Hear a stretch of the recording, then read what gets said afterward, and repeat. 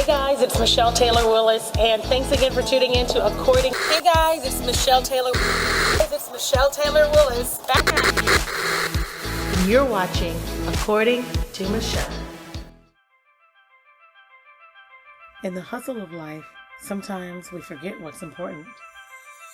Sometimes we need to think like children. Yes, business is important, but it's connection that builds a community. This is the spirit of the city of South Fulton. More lives here. Hey guys, welcome to another episode of According to Michelle with your favorite host, Michelle Taylor Willis. Kind of like you're my favorite viewer, right? Listen, again, we are here on set at beautiful Eleanor's place. And you guys know by now, I actually figured out who Eleanor is. It's Eleanor Roosevelt, which I should be very embarrassed about that I didn't know who that was originally. But this is a woman-only co-working spot built just for you. So if you ever need a place to get away, come and work, sons, kids, this is your place. So you make sure you come out and check out Eleanor's place, and make sure you tell them that Michelle Taylor Willis sent you. And you can also tell them that you saw the episode where one of my very good friends was in the house. Guys, I'm super excited because I've been trying to get this guy on camera for a long time, but he's so busy, on CNN and Good Morning America and Headline News. Who has time for little old According to Michelle? But I definitely want to introduce to you my friend, the cardiologist who owns Prevent Medical Clinic, and he'll take care of your heart, but he'll also take care of everything else, especially during this time of COVID. Dr. Dave, the good Dr. Dave. Hey, hey. So this is where, if we were on radio, I would be like, yeah. And the sound comes in. And the sound comes in, and the crowd goes, wow. Yeah. How are you? The wave. I know we do the wave. Although you can't hear the wave on the radio. No, but I'm glad to be in the all-women's place, holding the flag down for the men, the Y chromosome, Yeah, because comporting ourselves. This is as close as you would get, because you guys aren't. Seriously, wow, is that an insult? Can I interview guys in here? And she's like, one at a time. That's wow. it, Michelle. That's all I can. Listen, I do not blame her. Keep them at bay. Watch them very closely because you don't know who you can trust. There you go. There you go. You should know because you have a little boy, don't you? I don't. 2 girls. You have 2 girls. Why the joys of my life. 12, just Sunday, and 6 years old. Oh, congratulations! Yeah, there. no boys. 12 and 6. Well, there's a boy, but he's a dog. He's a year and a half. I've seen those pictures. And he's very much a boy. So you do have a boy? Yeah, What's his name? Asher. We call him Ash. Asher, yeah. And what kind of dog is it? Is it a big dog? He's a golden doodle. A golden? Yeah, he's a big boy. He's 73 pounds now. That's golden retriever and labradoodle? And standard poodle. So he's a first cross, no back cross. Golden retriever, English golden retriever, and standard poodle. So do they breed them like that? Breed them like that on purpose. So he must have cost a fortune. No, this was a gift. Aww. Yeah, from God. Oh, okay. Well, there you go. You found him. Did you find him on the side of the road? No, we did not find him. We searched high and low for this particular one. This was exactly what the 6-year-old wanted, and we set some bars, and she, hit him, and there you go. Wow. So you make your kids work for it? Absolutely. I think that's imperative. I had to work for it. I came from, almost nothing, lower middle class, south side of Chicago. So I'm the youngest. I have 2 older sisters. Okay. My second oldest sister is the baby. I am the youngest. She is the baby of the family. There's no question about it. Okay, I know so it throws everybody off. But she's the spoilest. So you're not spoiled? Not at all. Let me tell you that here's the classic. Wait a minute, hold on. Yeah. Kind of like a joke isn't funny if someone goes, oh, that's funny. The joke's not funny. So when someone says, no, I'm not spoiled, I'm not the baby, clearly, not only are they the most spoiled, but they are in fact the baby. Well, nobody did that, first of all. You said I'm not spoiled. Did I do this? Did I laugh like Jim Carrey? That's it. She said, when they say, yeah. I'm like, whoa. I mean, that's like Wild Hunnets, It's like, Hey, listen, you've got your thing, I've got mine. Yes, you do. Your thing is great too. Thank That's you what for they having tell me here. You're more than in welcome. all Thanks for honesty. coming. Yeah, absolutely. So you was 2 older sisters. 2 older sisters, yeah. So And you, not the baby. and so the scenario almost always would turn out whichever one of the oldest sisters was beating me up, the other one would be taking up for me. Stop hitting him. And then 15 minutes later, they'd switch roles. Stop hitting him. It's like, so I'm always getting hit by somebody, So What would you be doing to your sisters? what you do to sisters? Kick them, hit them, fart, everything. Just terrorize them. Yeah, normal stuff. I was really. I heard you were bad until about the 5th grade. Was bad. Bad. Until 5th grade. So she never told me this, but I do believe that my mother was worried about me, sort of academically. And, quite honestly, when I reflect back on it, and this is actually serious, it's going to sound silly, but the summer of my 5th grade year, going into 6th grade, South Side of Chicago, I grew up on sort of the middle class neighborhood, but we were sort of on the lower end of that middle class neighborhood. And I was playing with, one of my middle class friends, and we're playing with the water hose. It's a bunch of guys, right? And the name of the game always with the water hose is just try to squirt people in their face, and whoever can get the water hose back, you win, right? It's a simple game, but it's a lot of fun. Well, I'm running full steam toward the guy. No, I wasn't. I'm running full steam toward the side of the house, a brick wall. What? Smack. And I literally, forget which side it's on. There, you can see the little stitches. Literally, in my 5th grade head, popped a hole in the skull. I had to go get stitches. Are you serious? There's a little defect still in there. And whatever happened, I didn't pass out or whatever. They were like, oh my God, mom came out and I had blood to go to the ER. Oh, it was blood everywhere, yeah. And I'm like, what are y'all talking about? I had a little pain in my head, but I was like, what's the deal? I'm glad there was no cell phones back then. Right. And after that, 6th grade, I don't know what it was. I started getting A's and boom, boom, boom. I'm like, this is great. You got the sense knocked into you. Yes, literally rammed the sense knocked into out of them. You got the sense knocked into you. It wasn't in there to begin with, and so that's the story I tell. I'm going with it until I prove something otherwise, because what else can explain it? That's crazy. Does your mom feel kind of the same way? No, she didn't know about it. My mom's passed, but she never knew about. She knew, obviously, that I slammed my head. She didn't know that I think that's when I started doing well in school. You never communicated that. I don't think I had the understanding back when I could, communicate it with her. And that's a relatively recent, I think, sort of, thought about how I started to become really enamored with school. I really started to love school.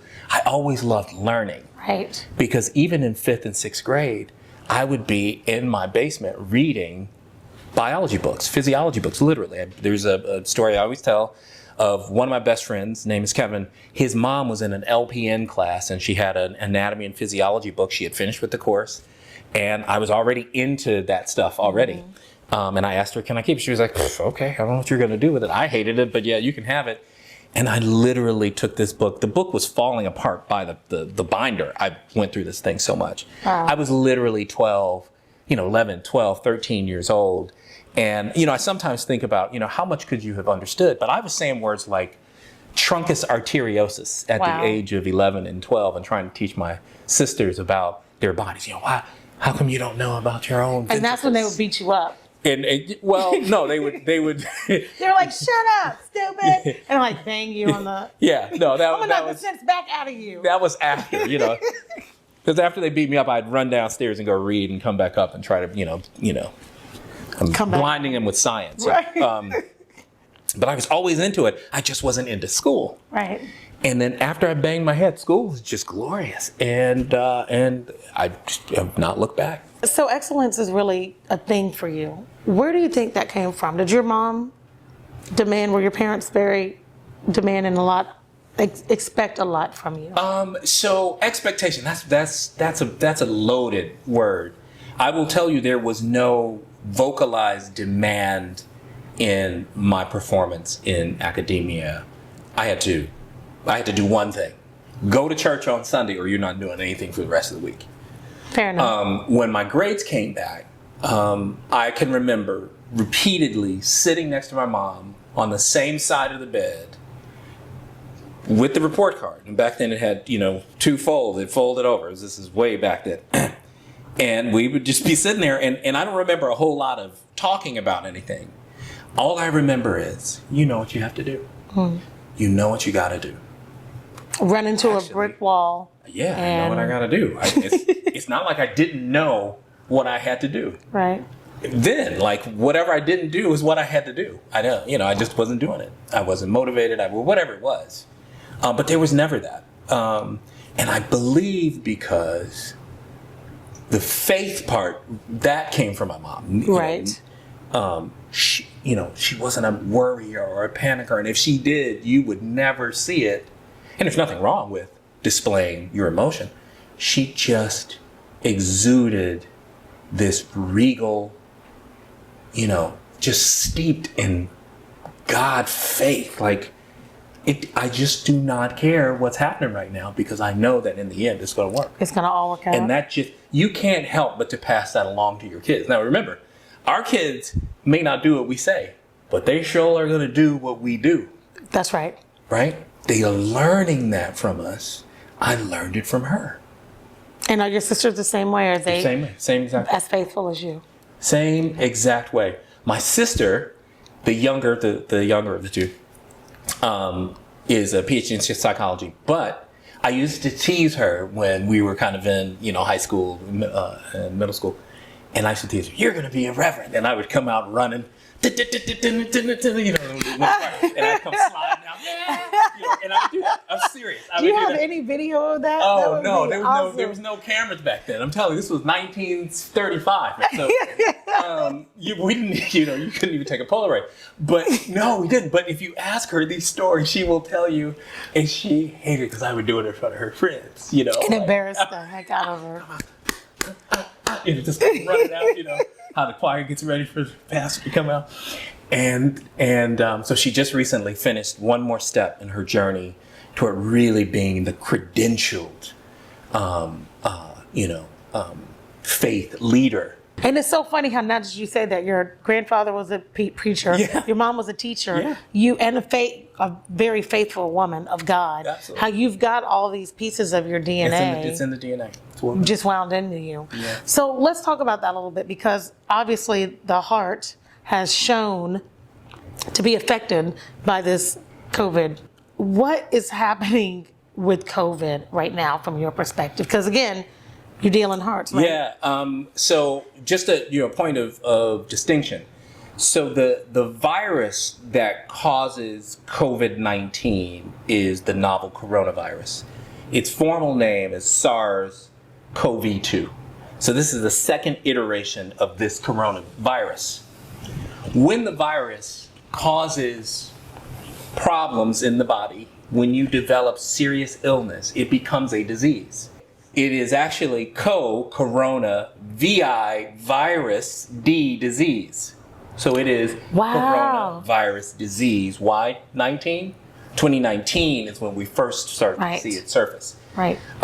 There are people who contract coronavirus but don't develop a disease. Right. So they are not said to have COVID-19. They are said to have been infected with the novel coronavirus. Guys, we're sitting here with the good old Dr. Dave, and now we're talking about the coronavirus. We talked about a lot of different things, but I'm really interested in where we're going now as we talk about COVID-19, SARS, coronavirus, disease, all of that. Yeah. It's not necessarily just the virus that's causing the illness. Mm-hmm. It's people's immune response. Right. That's really causing a lot of the problem, which is why you've got this two-pronged approach when it comes to treatment. And there's a lot of therapies kind of going around about, what works. One of them is trying to attack the virus. The other one is trying to sort of settle down the immune system. And in people who are in the ICUs, they're doing both at the same time to try to get people better. But it's a really serious thing. And what I believe is that because many people because although the numbers seem like there are a lot, it's not a lot for 300 million people, 330 million people in America to have enough of an effect to have somebody close enough to them so that many people still think that it is a joke. Right, exactly. And you know, there's still this tincture of you know, it's not going to happen to me. But if I can't say anything else, this is not about you. In so many other cases, I disagree when people say this, but this right here is not about you, because about 40%, maybe more, of the people who are passing the virus along have no idea they have the virus. Here's the problem. What ends up happening is that person passes it to somebody else, and that somebody else may not be able to handle it like the person who gave it to him, who has no symptoms whatsoever. Your immune system's like, come on, kick it, let's go, right? And you're passing it along, and that person will die. Now let's think about this. It sounds harsh, but in order for somebody to die from the novel coronavirus, from COVID-19, they had to have gotten it from somebody else. That person officially killed that next person. If you're not thinking about it like that, then you're off the mark. Wow. And if you're not thinking about approaching this as though you were infected, just let me function as though I'm infected, because there's no solid way for me to know. We can only now start to trust the tests, whether I'm negative or positive. We certainly can't just sort of start assuming things like, oh, kids don't get COVID-19. Okay, wrong.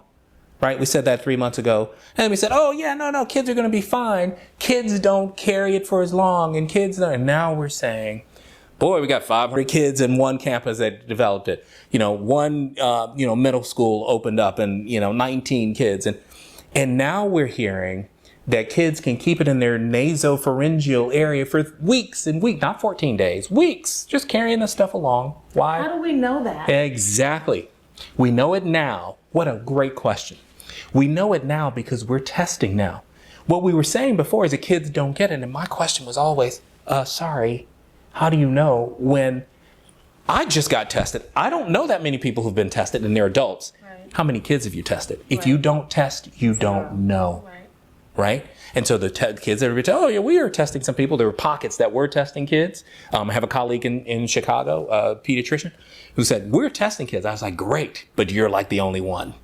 And once we start testing the kids, we stop saying the kids don't get COVID-19. Right. Because it's all over the place. And now we're understanding, not only do they get it, but they just hold on to it. Right. And they just kick back with it and pass it to grandma. Right. Uncle. So how do we, and I know you don't have the answer to this question, but how do we make people care about people they just don't care about? Yeah. I don't think that enough people are making that jump, first of all. It is very much, I'm okay, and if I do get it, whatever, I have to die of something. So that mentality has been around for a very long time. That's not just in our generation. That's been in generations past. There was a publication in the 50s that was called the health belief model, which essentially said that they were really trying to understand why people don't do the generally healthful things that are recommended. In that time, tuberculosis was a big thing, and we're trying to sort of get a hold on it. And why don't people get screened? Why don't people get tested? Why don't people get treated? And they came up with these 5 tenets, these 5 sort of things from the research. And one of them was what they call perceived susceptibility. Essentially, people don't think it's going to happen to them. If you don't perceive that you are susceptible to something, then why would you go do anything to prevent it? Right. Why would you go take isoniazid, which was one of the medicines that we gave back then that could have some side effects, if you didn't think that it was going to harm you?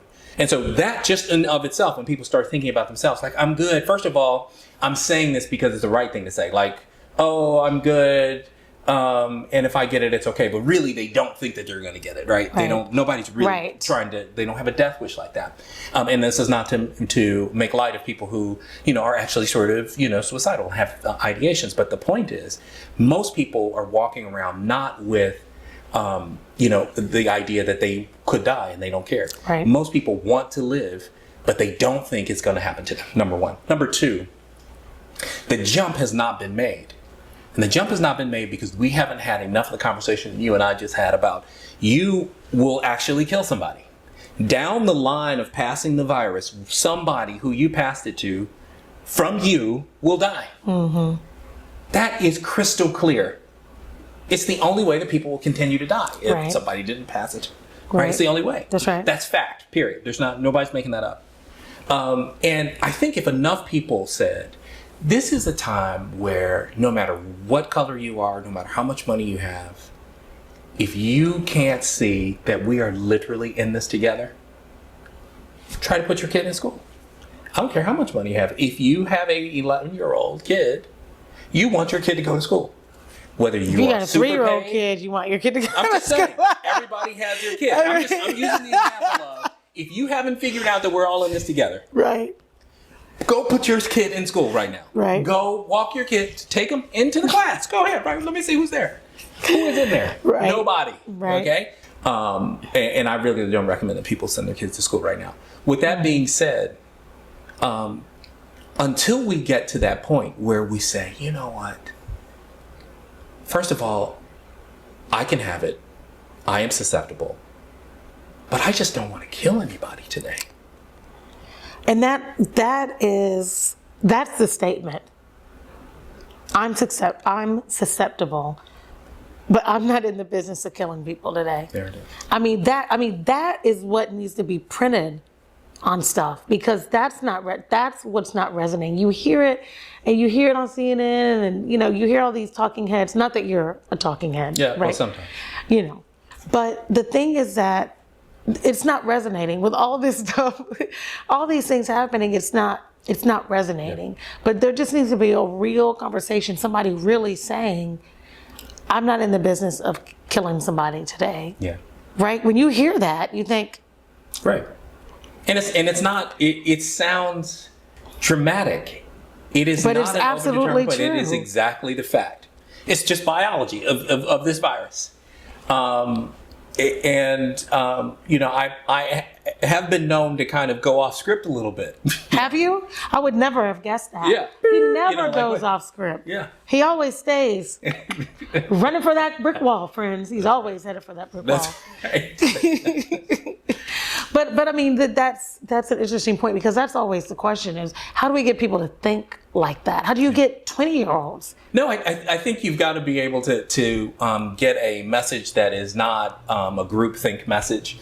I'm not the groupthink guy, so when you see me on television, I'm going to give an idea that is probably informed by like years of like scientific research and and just like biology, and then being a real human being with like a life and kids and and bringing that to the camera, which I think is really important. You have to be able to get to people though, and so what I'm finding that I'm that vehicle. I'm seriously, I'm that vehicle. I'm that dude. I'm gonna be that dude. No, I am that dude. You're not gonna be. I'm that dude. For many more people than I am now is the rest of that statement.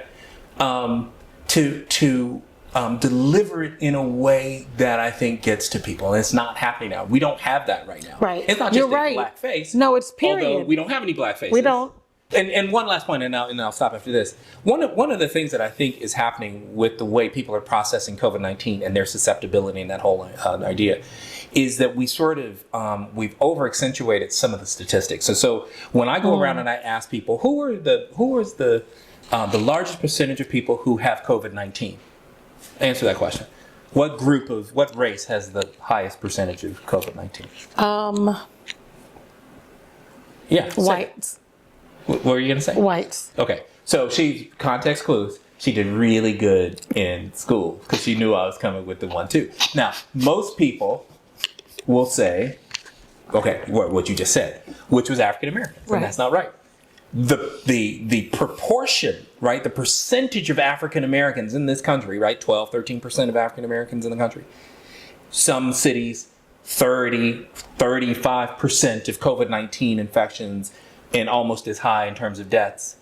But the group of people who has the most number of COVID-19 infections are whites. Now, here's the problem.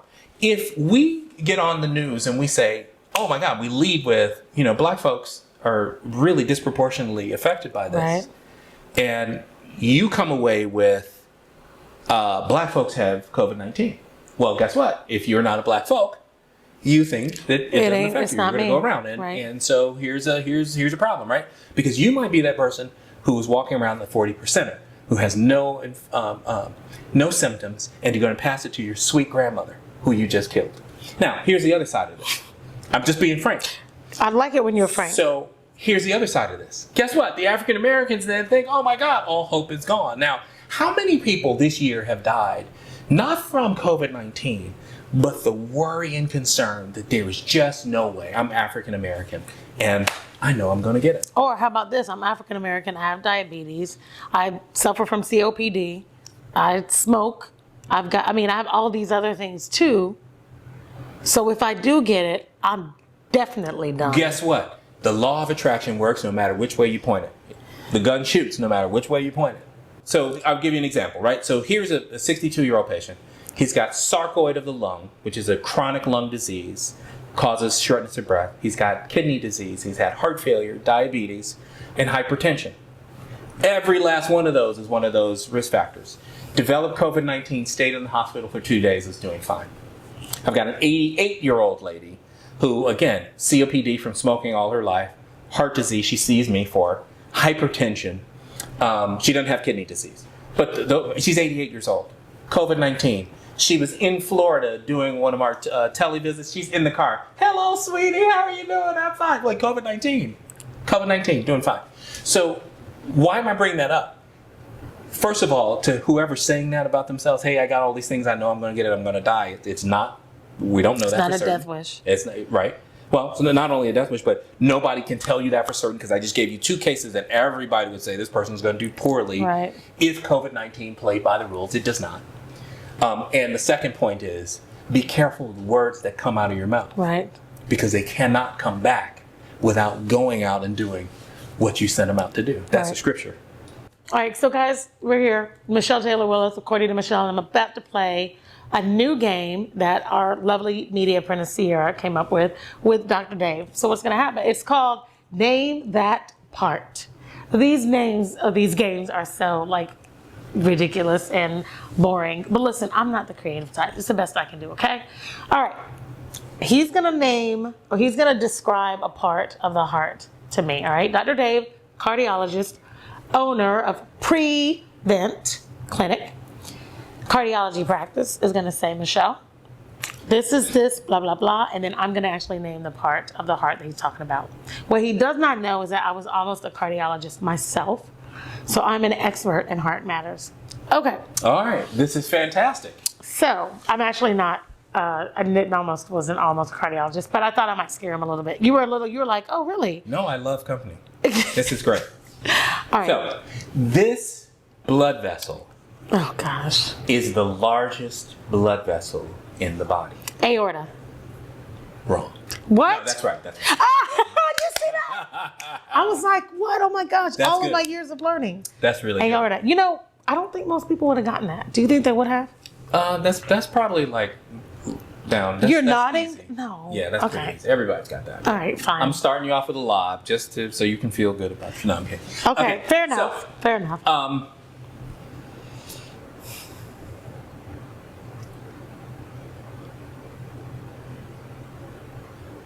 How many times does the average person's heart beat in a day? Well, that's not a part of the heart. And you really should learn how to follow directions. Maybe you need to go run back into a brick wall and let some sense get knocked into you again, because you can't follow directions. And yes, I am absolutely. So you give it a stab. Just give me a second. Hold on. I can figure this out. 5 seconds. No, hold on. Wait, hold on. Let me just do the math. 2, 1. Okay, give us a guess. Just throw it out there. What's your gut? This is we're listening to intuition now. 1,654. Okay, so the actual number is 100,000 times a day. The heart beats 100,000. If you would have let me finish this is a public service now. If your heart is only beating 1,000 times a day, you should please come see me. Not because you need a doctor, but because you are a medical miracle. That you literally are like, boom, And your heart's just like chilling for about 3 hours. Boom. And it's chilling again for another 3 hours. Like, I mean, unbelievable. If you had let me finish my formula. Hey, listen. Because I was thinking like, okay, 68. Linnaeus over here with formulas and Marie Curie or whatever. Okay, fine. And that doesn't even count because it wasn't even part of the game. Okay, well let's take it to the game then. Okay. Gosh. All right. This is the name of the vessel that feeds the the sexual organs. The sexual organs? The vessel. No, we can't put that on. That's a joke. Okay, so here it is. There's multiple, by the way, but one that I was talking about is called the pudendal. P-U-D-E-N-A-L. That's what I was gonna say. I was gonna say penal, actually. That would have been close. There's no penal. No. Okay. Oh, that's a penal system. I'm sorry. It's confusing. Right, which is jail. Which there's a lot of, depending. I mean, you could conflate those two things and could be pretty accurate, actually. Guys, as always, we've had a fantastic time here today on According to Michelle with the good old Dr. Dave. I call him the good old Dr. Dave. He's just Dr. Dave. He's Dr. Good Old Dave, but he's also a great guy, and I'm honored to actually call you my friend. Thank you so much for coming on. It's been a lot of fun. We have had a good time. I cannot wait to see what this actually looks like. Yeah. But listen, for people who are guys, if you are experiencing any type of abnormality, right, in your heart, in your soul, or whatever, but especially in your heart, I need for you to go and see my friend, Dr. Dave actually, that's not, people call you by your last name, right? Do they call you Dr. Dave at the clinic? What do they call you? Usually Dr. Montgomery at the clinic. It's not, but people. I just thought about that. Yeah, I was like, wait a minute. Yeah. Don't they call you like? It doesn't matter. It's just fine. You gotta go see. I'll say Dr. Montgomery just to keep it professional, but definitely go see Dr. Montgomery, especially if you're recovering from COVID or you've had COVID and you want to just see what's going on. If you got some inflammation, again, it's pre-vent, right? Not Prevent. Post-vent. Definitely. Tell everybody how they can find you. Yeah, so Prevent Clinic, you can find us on the web at preventatl.com, or you can just give us a call. Pick up the phone, 470-735-5045. preventatl.com. And if that doesn't work, just turn on one of your local cable channels and you might see that pretty brown face pop up. As always, you can find me on socials on just about everything at Michelle Taylor Willis. And you can always see us here at the AIB network every Wednesday at 5 p.m. Eastern. And if you don't have Comcast or AT&T, you can always pull up AIBTV.com and see us there. But until next time, see ya. In the hustle of life, sometimes we forget what's important. Sometimes we need to think like children. Yes, business is important, but it's connection that builds a community. This is the spirit of the city of South Fulton. More lives here. Hey guys, welcome back to According to Michelle. It's me, Michelle Taylor Willis. I'm hoping by now I'm your favorite host. It's been 8 episodes. If I haven't been able to do it now, it ain't gonna happen, friends. All right, so I am here with the first Black female mayor of College Park, Mayor Bianca Motley Broom.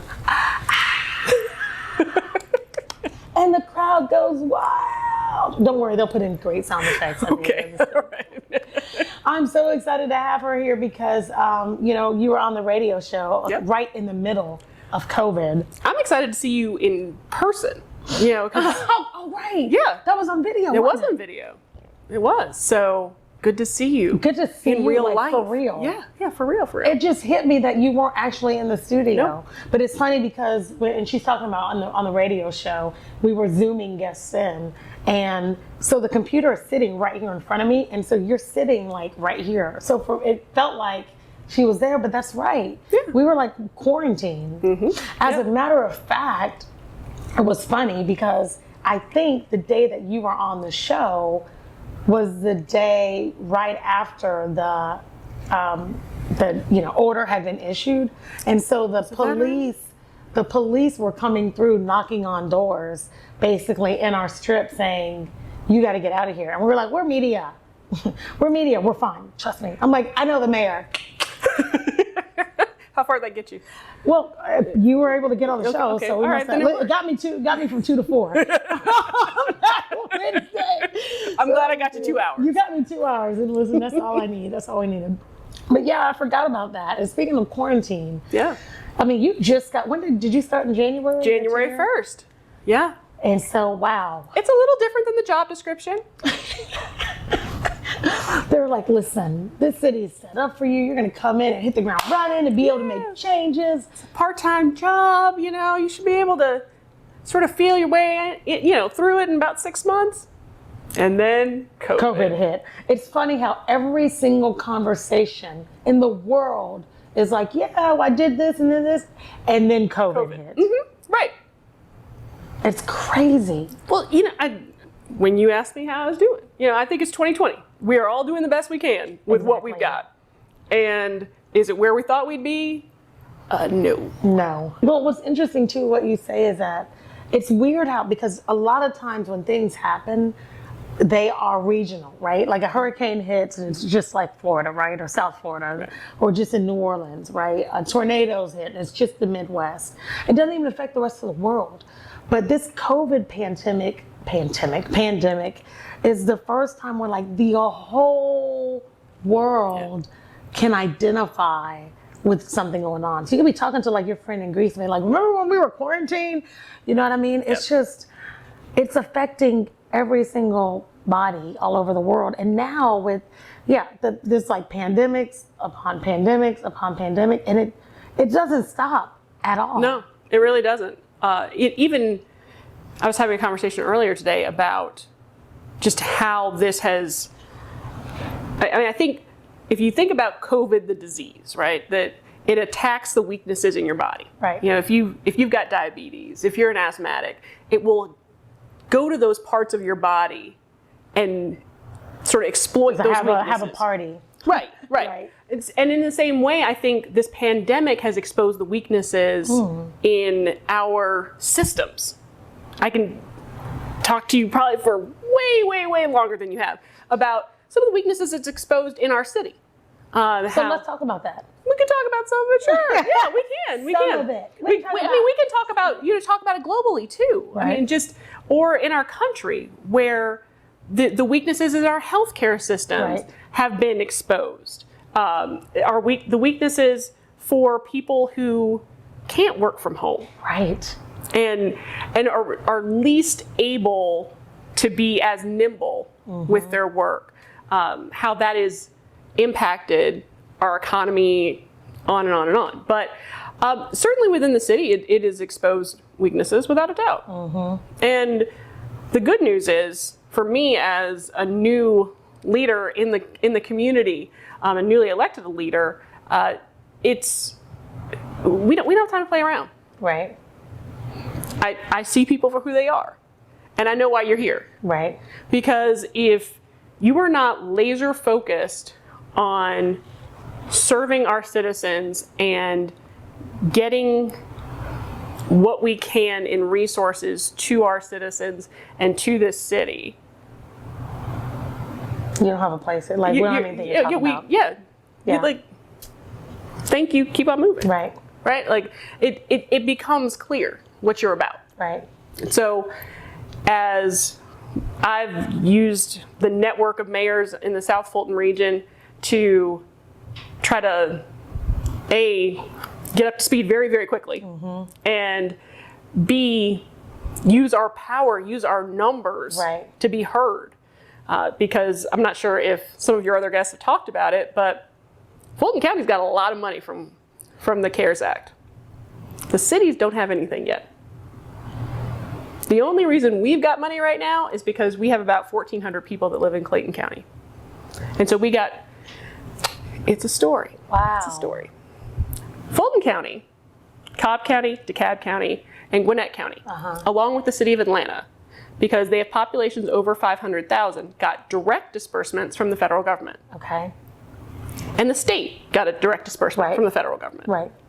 The state decided to take 45% of the money it received. It got about $4 billion. And they distributed that amongst the cities and the counties that did not receive direct disbursements. Gotcha. Okay. But for those cities that are within counties that got direct disbursements, they said, go to those counties. Right. Fulton got $104 million. At first, they said they weren't going to give us anything as cities. Now, why was there a reason for that, or? They didn't have to. Okay. I mean, according to their rationale, they weren't obligated to do that by the CARES Act. So the challenge is that 99.99% of Fulton County is municipalized. Mm-hmm. There's Right. about 700 people out of 1.1 million that don't live in a city Right. in Fulton County. And so most of the other counties have gotten money for the unincorporated parts of their counties, and the cities have gotten their own money. Mm-hmm. But if Fulton were to do that, they would get, let's see, it's about $174 per person, so Wow. times 700. Got you. So it's a significantly less than 104 million. Right. So it's a struggle. And the mayors, both on the south side and the north side, have united and said, look, we need to fight for our citizens. Right. Because right now the proposal is that they would give us about $15 million. Mm-hmm. We've gotten up to 15. And there's a meeting tomorrow with the with all the mayors of the county, and minus Atlanta, because they got their own. Sure. Yeah, Atlanta got their own bunch. Right. Yeah. So the 14 mayors and the county commissioners. So we'll see where things go. But even at this point, we're at $25 a person. And I have residents in Clayton County who are, and I'm air quoting here, worth, in terms of a per capita allotment, Right. $174 per Right. person. So you're literally crossing the street, and we're getting a much, much reduced allotment for those citizens on the Fulton County side. Which is crazy. It's When you not, talk about it's value, not equitable. It's not, but to your point, so many things in this pandemic are revealing the weaknesses Absolutely. everywhere. Everywhere. Absolutely And everywhere. but we wouldn't even, I mean, those are things that normally you would not even think about. Mm-hmm. And now it's like, and to your point too about the people who can't work from home, Right. right? And who have to send their kids to school Right. so they can go to work. Like these people, like what do you do? I mean, we talked last week with Judge Cassandra Kirk was on. Oh, And, my old yeah. boss. That's your old boss? Yes, I was a magistrate judge. Oh gosh, that's right. I did see that in your. Yep. I didn't even make the connection. Well, she was here. She was fantastic. You gotta watch that show. But you know, she was mentioning even, and we talked a little bit about how domestic violence victims and child abuse, like who were quarantined with people who could literally who could harm them, who could kill them, and I love what you said. It has exposed weaknesses in every single ounce of our day-to-day living. Mm-hmm. Without a doubt. Without a doubt. And really, the disparities that we thought we knew. Right. We thought we knew there was disparity and, Yep. financial literacy and economics and, all of these different places. But we knew there was disparities in education, but Sure. like this. But this, you want to talk about disparities in education? I mean, nearly every school south of I-20 is a Title I school. I know. And I think that there is absolutely positively no way that we can say you get a laptop and a hotspot and you're going to be good to go. Right. We know Right. our kids are facing different challenges Already, before COVID. Exactly. Exactly. this is So just it doesn't like- get any better. No. And again, it augments those weaknesses. It preys upon those weaknesses. Right. So if you're living in a food insecure household, or if you're living in a household where you're not sure when you're going to, or if you're going to get evicted. I mean, I'm sure Judge Kirk talked about that, the issues with evictions, and we didn't, but we talked about some other, but yeah, we've I know got that. huge backlogs right now in Right. Fulton County. Oh, you know what? I think she did mention that. I don't know if it actually aired, but she and I talked about that. Yeah. And we've got landlords out there that, if some of whom are using self-help. They are evicting people, Right. and it's not legal, but they're Right. doing it. Or they're threatening people with evictions right now when the courts aren't even hearing those cases at this point Right. because of the judicial emergency.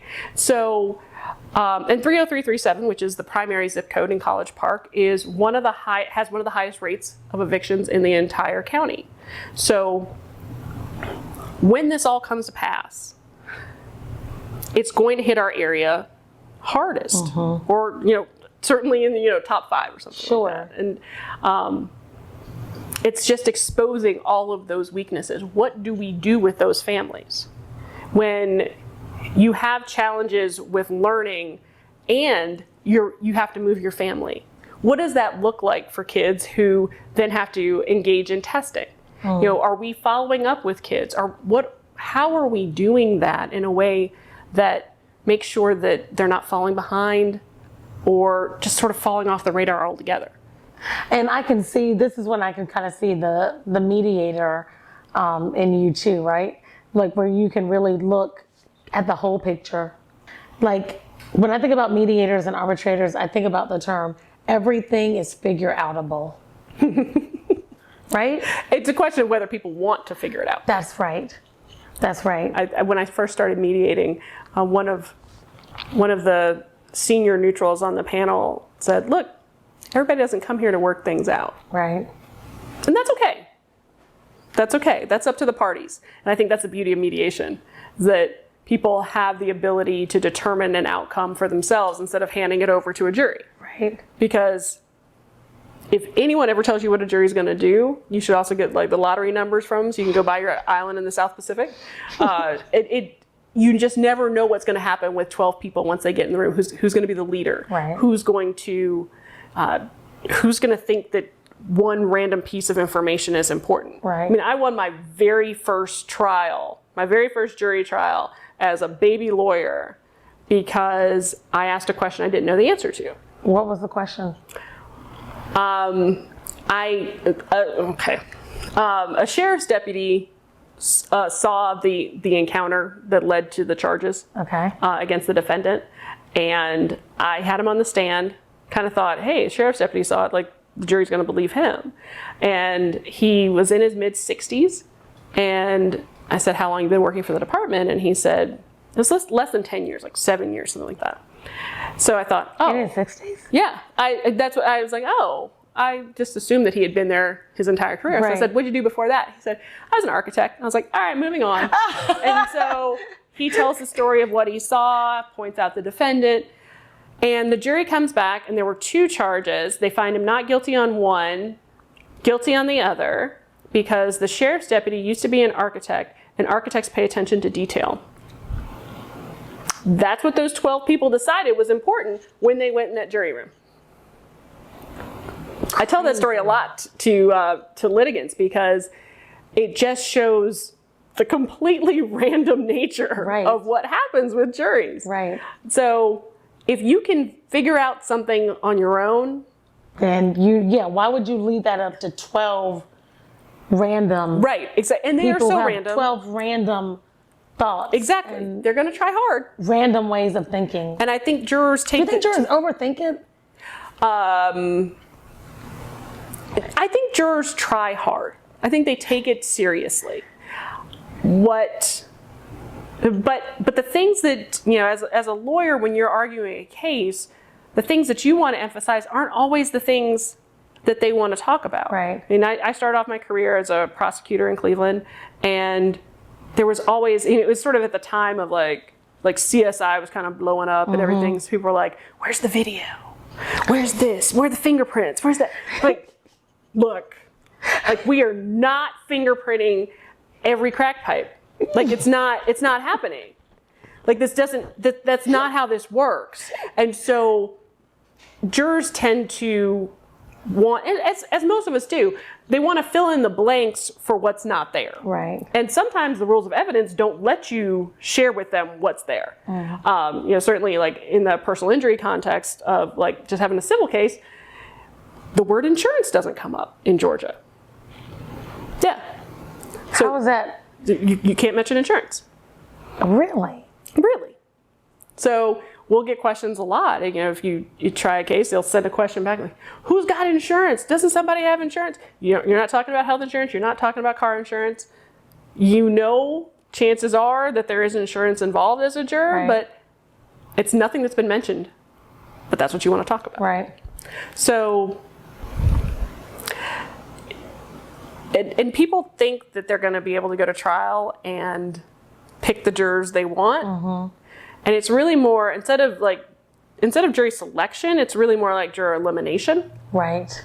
Because you just got to get rid of the people who are like really bad. Be, right. And then you're left with the people who probably said very little during the whole process. And you're like, I wonder what that person's thinking. Right, because then and that's the guy that's like, oh, he's an architect. He pays attention to details. So clearly, whatever he said. Right. Yeah. It's like, where did you come from? Like, He's been a cop for a year and a half, friend. Right. Yeah. Yeah. So, and mediation brings certainty, especially with COVID now. Mm-hmm. Oh my gosh.